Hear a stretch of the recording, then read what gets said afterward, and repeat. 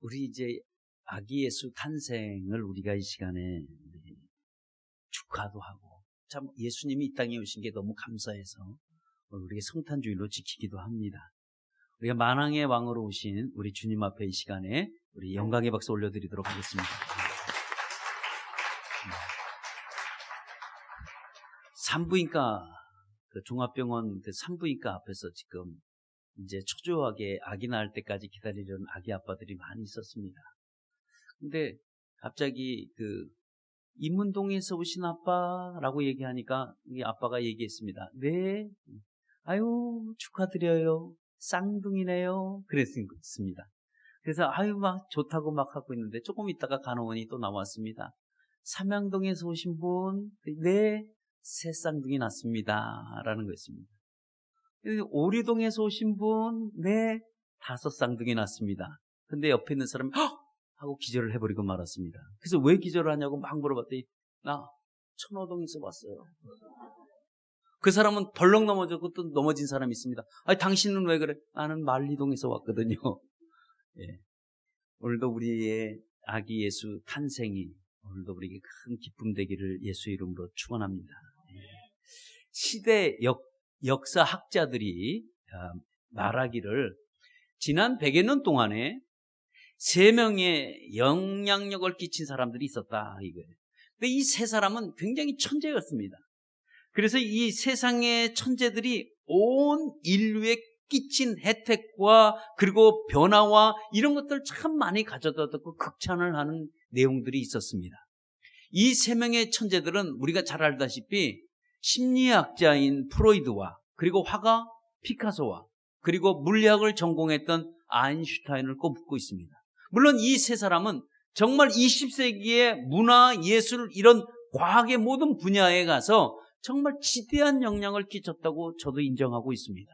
그래서 이 역사학자들이 이 3사람의 천재로 인해서 이 세계가 다 달라졌다는 거죠. 문학, 또 예술, 뭐 이런 방면으로 다 이 3명의 천재가 20세기에 이렇게 있었기에 이 온 세계가 이렇게 변화될 수 있는 기가 막힌 일들이 일어났었다라고 극찬을 했던 글을 잠깐 보았습니다.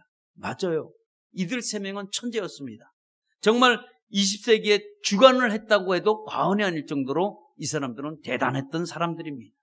그러나 예수 그리스도의 영향력에 대해서는 아무도 역사학자들이 이 땅에 얼마나 공헌을 했고 이 땅에 얼마나 수많은 혜택을 주었으며 예수 그리스도가 이 땅에 오셔서 세상을 얼마나 변화시켰는지 그리고 무한한 은혜를 우리에게 줬고 이 땅의 변화와 모든 것들을 주었는지는 역사학자들은 일체 말하지 않습니다.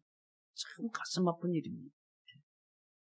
왜냐하면 역사학자들은 이 말을 하기가 싫어합니다. 예수 그리스도로 통해서 이 세계가 얼마나 변화됐는지 예수님으로 통해서 이 땅에 얼마나 무궁한 은혜를 받았는지 얼마나 나라와 개인과 얼마나 축복을 쏟아 부어주셨는지에 대해서는 인류 역사학자들이 아무도 얘기할 수가 없습니다. 근데 얘기하지 않는다고 할지라도 2000년 전에 오신 그 예수 그리스도가 이 땅에 오고 나서 사실 얼마나 많은 혜택을 받았습니까? 얼마나 세상이 많이 변했습니까? 믿지 않는 나라에 예수 그리스도의 복음만 들어가면 그 나라가 문화가 달라지는 거예요. 문명이 바뀝니다. 그래서 이 땅에 많은 여러분 전 세계 지도를 놓고 보지만 예수 믿지 않는 나라는 지금도 미개한 나라로 삽니다. 그러나 복음이 들어간 그 나라를 한번 세계 지도를 놓고 보면 그 나라는 지금도 부강하게 살아가는 모습을 볼 수가 있습니다. 그렇다고 한다면 예수 그리스도가 이 땅에 얼마나 혜택을 줬고 얼마나 많이 축복을 줬는지 이야기를 해야 되는데 이야기할 수 있는 역사학자는 아무도 없다는 겁니다. 왜 그들이 얘기하지 못할까? 왜 그들이 설명할 수 없을까? 라고 한번 생각을 해보면 이 주님으로 받았던 이 은혜와 그리고 예수께로 받았던 이 축복을 글로써 표현이 안 되기 때문에 그래요. 왜 안 될까요? 우리가 이야기할 수도 없습니다. 예수 그리스도를 믿고 난 이후에 우리에게 부어줬던 은혜와 그 축복과 그 혜택은 우리뿐이 아니라 2000년 전에 과거로 돌아가서 지금까지 한다고 한다면 수십억의 인구가 만약에 글로 쓴다고 생각해 보세요. 종이가 모자랄 겁니다. 그 간증을 얘기한다면 한두 끝도 아마 없을 것입니다. 그리고 그 은혜를 다 기록할 수가 없습니다. 왜? 그거는 다 개인적인 감정들이 다 다르기 때문에 그렇습니다. 그럼에도 불구하고 보세요. 이 세상에는 아직도 어둠 속에 살아가는 사람들이 참으로 많습니다. 예수 그리스도로 통해서 얻어지는 그 혜택과 그런 축복이 엄청나게 많은데도 불구하고 아직까지 예수 믿지 않는 사람들이 많이 있다는 이 사실을 우리가 한번 기억해 봐야 합니다.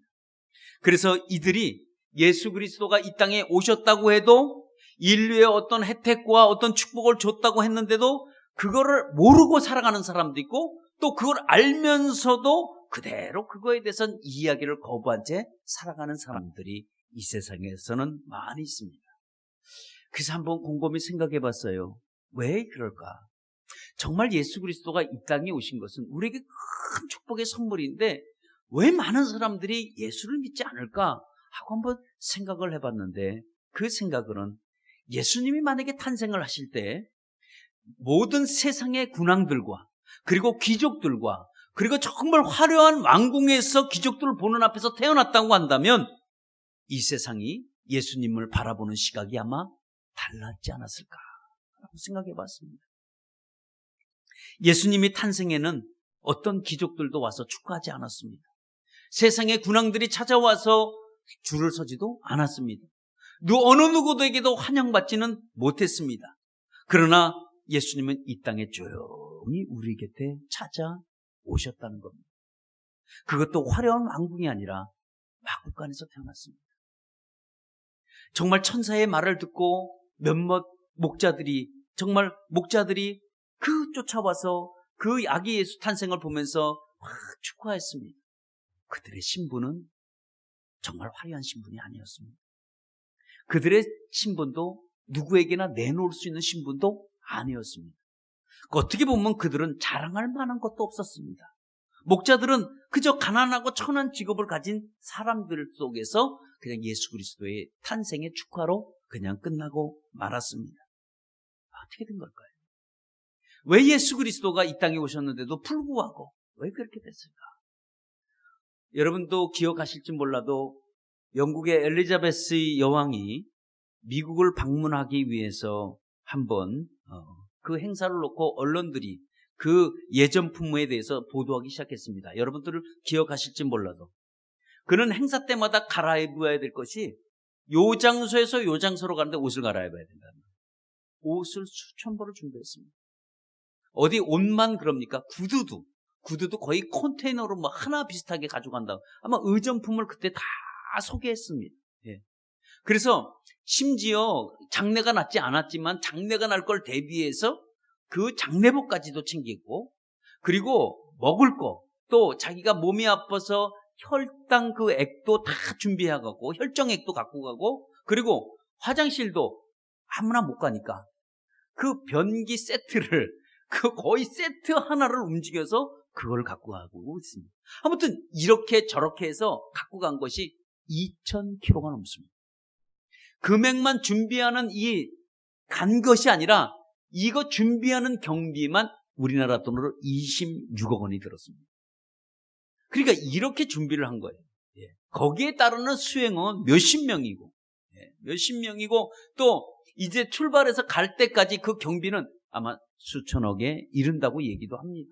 그러니까 그 돈을 그렇게 수십억을 뿌려가면서도 그렇게 가요. 근데 정말 미국에 도착하니까 모든 전 세계 기자들이 마치 경쟁하듯이 자기가 가장 좋은 자리에서 캡처하려고 사진을 찍으려고 얼마나 경쟁하는지 모릅니다. 그래서 엘리자베스가 움직일 때마다 그 기자들이 벌떼같이 달려가서 그 사진을 찍는 그런 모습을 보면서 한번 생각해 봤을 때 어떻게 되느냐. 야, 영국이라는 이 나라가 미국이라는 나라를 찾아왔을 때 방문하는데도 이렇게 요란한데 왜 하나님의 아들이 그날에는 왜 한 사람도 이렇게 주목하는 사람들이 없었을까 하는 이런 아쉬움 속에 있었습니다. 왜? 하나님의 아들인데 그분이 하나님이시고 인간의 몸을 입고 스스로 하늘의 영광을 버리시고 인간의 몸으로 오신 그분이 왜 아무도 환영하지 않았을까? 왜 그렇게 비참한 모습으로만 오셔야 했을까? 도대체 무엇 때문일까 생각해 봤습니다. 여러분들은 왜 그렇게 오셨다고 생각합니까? 왜 그렇게 비천한 모습으로 오셨을까요? 정말 화려한 모습으로 오시면 우리가 얼마나 좋겠어요. 그러나 그렇지 않았다는 거예요. 그러지 않은 이유는 왜 그랬을까요? 하나님은 인간에게 칭호를 받으려고 이 땅에 오시지 않았다는 거예요. 그게 다른 겁니다. 사람에게 인정받기 위해서 오시지 않았다는 거예요. 만약에 사람에게 인정받으려고 했다면 주님은 그렇게 오시지 않았을 거예요. 근데 주님은 우리 곁에 오실 때 누구에게 칭찬을 듣고 누구에게 축하를 받기 위해서 이 땅에 오시지 않았다는 것을 우리는 이 사실을 잊어먹어서는 안 됩니다. 자기 자신을 나타나기 위해서 오신 것이 아니기 때문입니다. 만약에 하나님이 정말 이 땅에 나타나려고 왔다고 한다 가정해 봤을 때는 천지가 개벽했을 겁니다. 왜 그랬을까요? 모든 세상 사람들이 두려워서 떨어야만 합니다. 왜 두려워서 떨어질까? 하나님은 사람이 아니기 때문에. 그분은 놀라운 거룩의 영입니다. 인간이 죄성을 가지고 하나님을 바라볼 수도 없고 그분을 만날 수도 없고 그분의 음성을 들을 수가 없어요. 죄 많은 우리가 그 음성을 들을 수 없습니다. 만약에 하나님이 우리에게 한번 소리를 지른다고 한다면 지구가 깨져버릴 거예요. 얼마나 그 소리가 큰지 우리의 고막은 다 날아갈 거예요. 그분은 그렇게 오시지 않았다는 거예요. 만약에 그분이 그렇게 오셨다고 한다면 우리는 그분을 바라볼 수 있는 인간은 이 땅엔 아무도 없습니다. 우리는 죄악으로 인해서 그분을 만날 수도 없고 그분과 이야기할 수도 없고 그분의 음성을 들을 수도 없습니다. 왜냐하면 예수님은 정말 하나님의 아들은 또 하나님은 죄가 없으시고 그 자체가 거룩이라는 존엄성을 갖고 있기 때문에 우리 인간이 만날 수가 없습니다. 근데 오늘 14절에 오늘도 소개합니다. 뭐라고 소개하냐면 이렇게 얘기합니다. 하나님은 높은 곳에서는 뭐라고 그래요? 영광이라고 얘기를 합니다. 그분이 이 땅에서는 하나님이 기뻐하시는 사람들에게는 뭐다? 평화로다라고 오늘도 얘기하고 있습니다. 다시 말하면 하나님은 하늘의 영광이요 땅에는 하나님이 허락하시는 모든 사람에게 기쁨과 평화가 된다고 오늘도 소개하고 있습니다. 그러면 예수님이 이 땅에 오신 것은 뭘까요? 이 땅에 오신 것은 다른 게 아니라 우리에게 평화를 주기 위해서 오셨답니다. 평화를 주기 위해서 오셨는데 이 평화라는 말을 다른 말로 하면 화평이라는 말로 바꿔도 되고요. 이 말을 화목이라는 말로 바꿔도 무리가 없다는 거예요. 다시 말하면 하나님은 우리 인간과 죄가 많은 인간과 하나님과 이 떨어져 있는 이 관계 속에서 예수 그리스도가 이 땅에 오심으로 인해서 우리가 화목의 관계를 맺기 위해서 이 땅에 오셨다는 거예요. 그러니까 이게 우리에게는 큰 선물이에요. 그러니까 우리 하나님이 우리에게 오신 것은 평강 주시기 위해서 오셨어요. 예. 그래서 왜 이 평강을 주길 위해서 오셨나? 왜 화평을 주시기 오셨나? 그거는 다른 게 아니라 아담 이후에 우리가 갖고 있었던 우리 하나님이 우리에게 줬던 이 화평을 우리는 다 잃어버렸습니다. 다 빼앗겨 버렸습니다. 무엇이 평화인지 무엇이 화평인지 우리는 지금 모르는 세상이 됐습니다. 왜냐하면 이 세상을 한번 보세요. 이 세상은 싸우고 치고 다투고 경쟁하고 이겨야 되고 서로 헐뜯어야 되고 그리고 서로 비방해야 되고 음해해야 되고 여러분 이것이 세상에 살아남는 방법이라고 배웠기 때문에 그럴 수밖에 없습니다. 내가 살려면 상대방을 반드시 이겨야지만이 내가 산다는 것을 우리가 배웠습니다. 이거는요 부모로부터 학교로부터 자연스럽게 배웠어요. 우리는 싸워야 이긴다. 우리는 1등해야 이긴다. 이거를 부모에게 학교에 그냥 저절로 배운 거예요. 누가 가르쳐주지 않았는데 우리가 그걸 배웠어. 그러니까 우리는 학교 다닐 때부터 늘 어떻게 해야 돼요? 늘 경쟁할 수밖에 없어요. 맨날 체육대회도 경쟁하죠. 시험 보도 경쟁하죠. 뭘 해도 경쟁하죠. 다 경쟁해서 학교에서. 부모도 요즘 부모들도 마찬가지입니다. 아이들을 학원에 보낼 때 어떻게 해요? 경쟁하듯이 보내. 경쟁하듯이. 아니 그렇게 자랐으니 당연히 그렇게 배워서 세상에 나와서 사회에 첫 발을 디딜 때 어떤 마음을 갖겠어요? 이겨야 된다는 화평은 다 사라졌어요. 내 마음에 평화요? 없어요. 그런 상태에서 자녀들이 이 험난한 세상을 뛰어들어가 살라니까 어때요?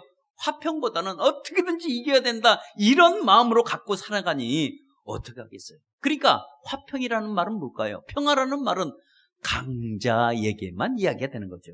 강자에게만. 이긴 사람에게만 아이 그래 나 평안하다, 내 화평이네, 내 평안해 라고 해야죠. 진 사람은 불안해. 진 사람은 내가 언제 또 다시 이기나. 여러분, 약자에게는 화평이라는 이 말, 평화라는 이 말은 어떻게 보면 역겨운 이야기일 수도 있습니다. 내가 마음이 편치 않은데 무슨 평강이냐고 얘기할 수 있습니다. 그래요, 맞아요.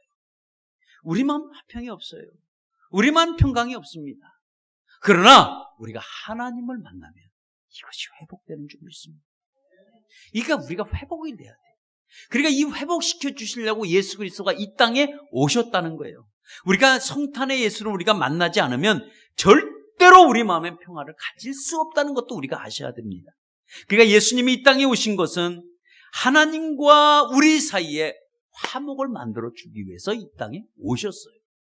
화목이 되는 순간에 우리가 아담 전에 하나님이 베풀어줬던 그 평화, 그 평강을 우리에게 다시 줍니다. 그래서 예수님이 얘기합니다. 내가 너에게 평안을 주노라. 이 평안은 세상에 주는 것 같지 않고 내가 주는 평화라고 말씀하셨습니다. 그러니까 하나님으로 주는 우리에게 평화가 있습니다. 그러니까 이거를 우리가 회복해야 돼요. 이걸 회복해야 되는데 우리는 자력으로 회복할 수 없는 사람들이라는 걸 하나님이 너무 알아요. 그러니까 자력으로 우리가 회복하지 못하니까 누구를 통해서 이걸 회복시키려고 하시냐? 그것이 바로 예수 그리스도를 통해서 우리가 다시 화목돼요. 우리가 잃어버렸던 이 화목, 우리가 빼앗겼던 이 화평, 우리가 잃어버렸던 이 평화를 하나님을 만남으로 인해서, 다시 말하면 예수 그리스도를 만남으로 해서 다시 회복되는, 리커버리 된다고 할 수 있죠. 리커버리가 될 수 있습니다. 이게 회복이 될 수 있다는 것을 여러분 아시기를 바랍니다. 그러니까 예수님이 이거예요. 너와 내가 함께 친하게 지내자, 우리 사이를 우리가 화목하게 하자, 내가 하늘에는 영광이지만 이 땅에 평화를 가지고 와서 선물로 주겠는데 그 선물이 예수 그리스도가 우리에겐 선물입니다. 그분이 하나님의 선물이에요. 잘 포장된 평화의 선물입니다. 어떻게 보면 화목의 선물이고요, 그것이 평강의 선물입니다. 그래서 그 선물을 다 받아든 자, 선물을 받아만 들면 안 돼. 선물을 풀어서 그 선물을 믿는 자마다 오늘도 평강의 선물을 주시겠다는 약속의 말씀이 오늘 14절의 말씀입니다. 여러분, 아버지와 아들과 원수지간이 됐다면 누가 불편할까요? 누가 괴로울까? 물론 자녀들은 우리가 괴롭겠죠라고 하지만 아니에요. 자, 그러면 딸과 엄마가 원수가 됐다면 누가 불편하고 누가 힘들까요? 똑같겠죠. 나는 딸이 아니라서. 또 모르죠. 자, 그러면 사장과 우리 부하 직원이 원수가 됐다면 누가 불편할까요? 다 불편하겠죠. 그러나 더 불편한 사람이 있다면 누가 불편할까요? 사장이 더 불편하겠죠. 자, 그러면 임금과 신하가 원수가 됐다면 누가 불편할까요? 아무래도 임금이 더 불편합니다. 엄마와 딸이 원수지간 됐다면 엄마가 더 불편해요. 더 힘듭니다. 더 고통스럽습니다. 아버지와 아들이 원수가 됐다고 할지라도 아버지가 더 힘들고 어렵습니다. 왜 그럴까요? 그것은 너무 힘든 것이 우리는 아니까. 그러면 보세요. 이 땅에 많은 사람들이 영적으로 어둡고 그리고 타락하고 그리고 방황하는 그 영혼들을 바라보면서 누가 힘들까요? 그들이 힘들까? 하나님이 그 영혼을 바라보면서 누가 더 힘들까? 하나님이 더 힘들겠지.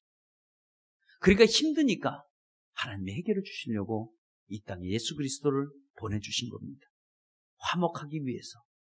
하나님은 그럴 필요가 절대 없으신데도 불구하고 그러시는 이유 한 가지가 있는데 그것은 바로 우리를 위해서, 평화의 선물을 주기 위해서 그랬다는 사실입니다. 오랫동안 깊은 우정을 나눴던 두 사람이 있었습니다. 이 사람들은 1년, 2년 아는 게 아니라 수십 년을 알았습니다. 정말 간이고 쓸개고 서로 빼줄 만큼 그렇게 친한 우정을 지냈습니다. 근데 어떠한 일로 인했는지 몰라도 둘이 말을 안 하게 됐습니다. 그리고 서로 연락을 하지 않게 됐습니다. 그래서 서로 1년 동안 아무 말도 하지 않고 아무 연락도 하지 않고 서로 관계가 깨져버렸습니다. 여러분 이런 말 들어봤죠? 오랫동안 우정을 쌓는 데는 몇십 년이 걸리지만, 그러나 그 우정을 쌓았던 탑을 한 번으로 발로 탁 쳐버릴 때는 1분 안에 무너진다. 이런 말이 있습니다. 사실 깊은 우정을 쌓기는 10년, 20년, 30년이 걸렸는데 우정이 깨지는 것은 단 1분 만에 깨져버린다는 거예요. 아무튼 이 두 사람은 그렇게 친한 사이가 됐었는데 이 친하게 지나다가 서로 연락을 안 합니다. 그리고 서로 말도 안 합니다. 근데 편할까 안 편할까? 서로 힘들어지는 겁니다. 그래서 먼저 어떤 한 친구가 그 친구한테 전화를 하기 시작했습니다. 전화를 안 받는 거예요. 문자를 했습니다. 문자도 답장을 해주지 않습니다. 문자를 받는지 안 받는지 그냥 문자를 요즘 말로 씹어버린 거예요. 그러니까 문자를 안 보내도 전화도 해도 안 받아. 그러니까 이 사람이 어떻게 됐냐? 안 되겠다. 그러면 내가 한번 찾아가 봐야 되겠다. 그리고 전화를 했더니 마찬가지로 이제 전화를 수신 거부를 해놨습니다. 그래서 이 친구가 오늘 내가 작정하고 찾아가야지 하고 찾아가는 그날이 하필이면 눈보라가 심하게 치는 날이었습니다. 그래서 눈보라가 많이 치는데 그 친구 집에 도착했을 때 보니까 집안에는 불이 환하게 켜져 있었습니다. 그래서 이 친구가 대문 앞에서 노크를 하니까 조금 후에 집안에 불이 싹 꺼져버렸습니다. 그러나 이 친구가 마음 먹기를 내가 오늘 이 화해하게 하기로 이렇게 왔는데 내가 여기서 돌아가면 안 되지. 내가 끝까지 기다려봐야지 하고 계속 문을 두들겼습니다. 문을 열어주지 않습니다.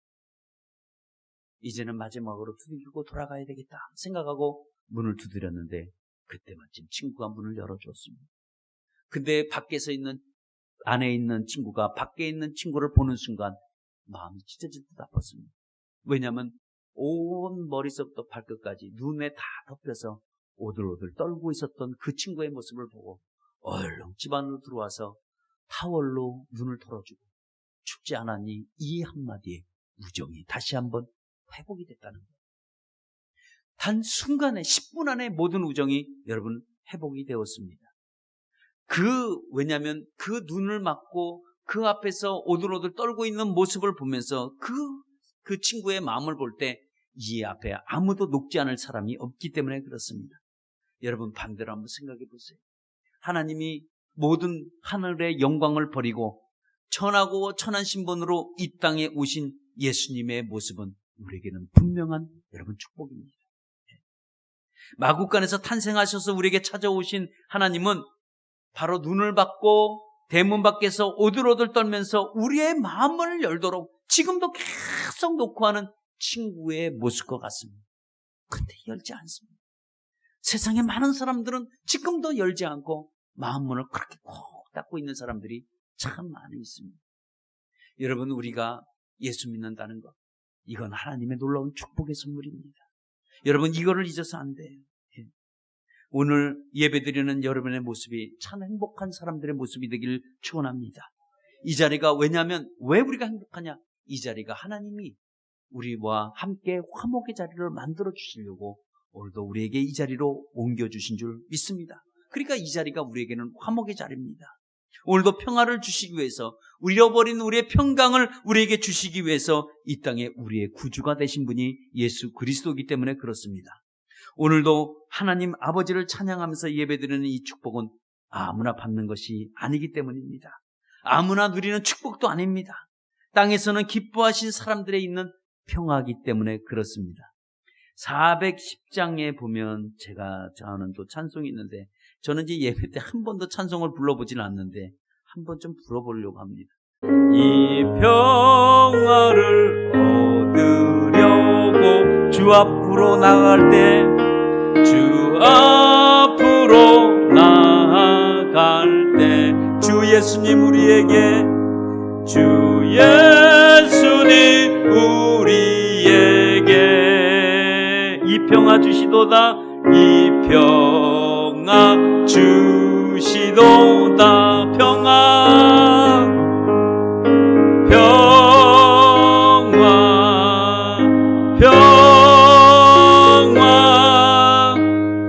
하나님 주신 선물 그 놀라운 주의 평화 하나님 선물일세 하나님 선물일세